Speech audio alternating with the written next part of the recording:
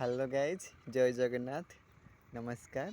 ए देखंतु ए होची आपण लोकेशन देख पारछंती ये होची हमर छात ऊपर व्यू केमती अति सुंदर भाबे रे चाष काम चलची एवं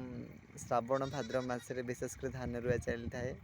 तो से कि बहुत सुंदर भाबे रे चाष कार्य चलची हमर ए देखंतु